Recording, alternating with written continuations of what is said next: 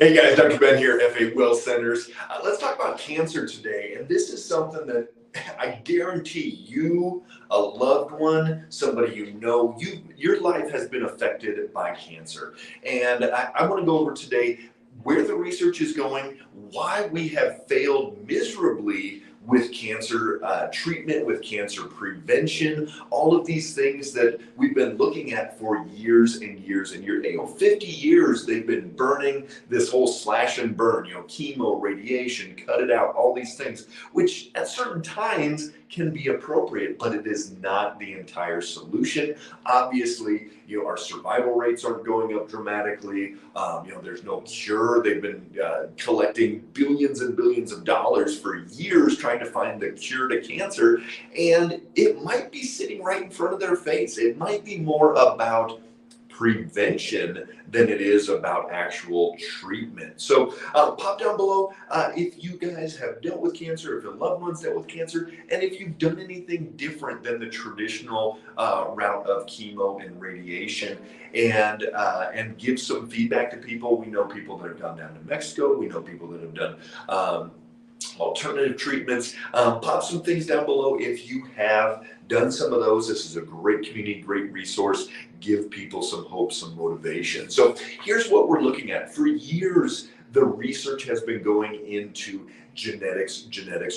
You have the cancer gene, you're going to get cancer. But here's the deal. Not everyone, hey, Marianne there in Germany, pop down below where you guys are watching from, just like Marianne did. Love to give you a shout out.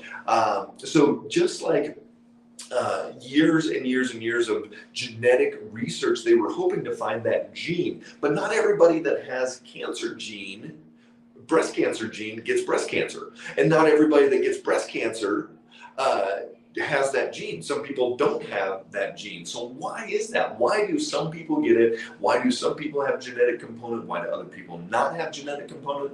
And the big thing, it's kind of this elephant in the room, is that we know now that cancer is a metabolic disease. Hey Cheryl, good to see you. And Hazel, I hear cancer hates steak. Thoughts? Well, here's the deal. And if it does, it may be because steak, if you're eating a lot of steak, you're going to keep your blood sugar more stabilized than if you're drinking sugary drinks, things like that. Over 100 years ago, Otto Warburg, he found cancer. It feeds on sugar. It's addicted to sugar. So it is going to be continuously sucking and feeding on sugar. They're found upwards of 50 to 100 times the amount of sugar cancer is ingesting and using compared to normal cells. We see that it's going to be used in this special way. It's called glycolytic metabolism. So it's a special type of sugar metabolism that feeds this glucose, and it's going to have a lot more activity going on. That's why they made the PET scan. The PET scan is designed to have this solution that you uptake, and it's got a glucose base to it, and it's going to settle. Let's say you have pancreatic cancer. The pancreatic cancer cells are going to take up all of this glucose, and that pancreas is going to light up on the PET scan. So we know that cancer is going to uptake a lot more glucose. The research is pretty clear at this point. The more that somebody drinks sugary drinks, the higher their glycemic index. And I'm just reviewing a lot of these different studies. We know that those are going to, the rates of them having more cancer goes up dramatically. For every 5% more somebody eats sugar and has more sugar coming into their diet, there's an 8% greater risk of cancer. We know that obesity is going to increase cancer risk dramatically. We see that the cancer risks go up the more sugar somebody eats, the more sugar they ingest, the more they get. The more sugar somebody ingests, the higher the mortality risk as well.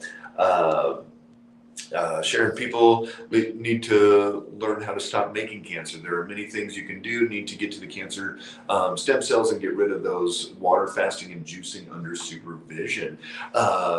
St. Anne fresh out of surgery, lost my breast a few days ago. The type mine is called was Paget's disease. So yeah, a lot of you guys have dealt with cancers, different things like that. But here's the deal, Sandy, everybody, and unfortunately, even some of the best oncologists in the country will still tell you that diet does not matter. You're going through cancer treatment, diet does not matter. Eat whatever you can keep down. You're going to get nauseous from chemo, all these different things. Diet doesn't matter. But I'm going to tell you that diet does matter, especially keeping that blood sugar as steady as possible. What we know is if you get a spike in your glucose levels and that blood sugar goes up too high, you are going to feed the cancer cells. And we know that if people have lower blood sugar, if they're not diabetic, if they're not pre-diabetic, if they're not having blood sugar spikes, they are going to have less chance of getting cancer. And that's not to say that there's no other reasons for getting cancer. Sure, some people it's because they're exposed to chemicals at work. They're working in bad environments, things like that. They're spraying Roundup all the time. So there are other reasons why people will get cancer. But what I'm saying is that if your blood sugar is out of balance, if your glucose is going up too high, and you're exposed to chemicals, and you have the genetics, and you're not detoxifying and eliminating the toxins like you need to through your liver, you are not going to be able to deal with these issues like you need to. So what can you do? What are some of the first things? If you have a high family history of cancer, you need to take action today. You need to start monitoring your blood sugar, get your glucose levels as stabilized as you possibly can. And so, Carrie, what is considered too high, or does that depend on the person? So we're talking about, hey, Rusty there in Ohio. So we're talking about blood sugar. So what is too high? What range? 85 to 110 is a great range. You don't want to wake up higher than 95 in the morning. So if you're poking your finger and checking, you don't want to be over 95 first thing in the morning. You don't want to go higher than 110, and you don't want a bigger than 20 to 25 point swing at any given meal. Hey, Lorraine. So yes, it does depend on the person. And some people, if they're insulin resistant, if they're diabetic, things like that, it's going to take time to get their numbers down to where they need to be. But overall, you don't want it too low either, because that's going to drive adrenal stress and a lot of other issues going on there. So we want it steady is more important than glucose suppression. So keeping that blood sugar as steady as possible is crucial. Another thing that they're doing for cancer treatment is a glucose targeted chemotherapy, where they inject insulin into people, drive the glucose level down almost to where they're like, you almost passed out, and then they're going to give the chemo with glucose, and so those cancer cells grab that glucose, and they're bringing in the chemo at the same time, and it's very, very efficient. Less than 10% of what a normal chemo session is doing. We've seen people go down to Arizona. There's some different places around the country that are doing this glucose targeted chemo. So sugar stabilization is one of the biggest things you can do for prevention. If you're in a treatment or dealing with remission, anything like that of cancer, you've got to get your blood sugar as steady as possible. Cancer is not a genetic condition. There's a few percentage points where it truly is just genetics. The rest of the time, it's either toxin related, or a very high percentage, it's a metabolic state. So this is a huge part of the process. You've got to get that stabilized, and it's not just about taking out sugar. It's not just about taking out carbohydrates.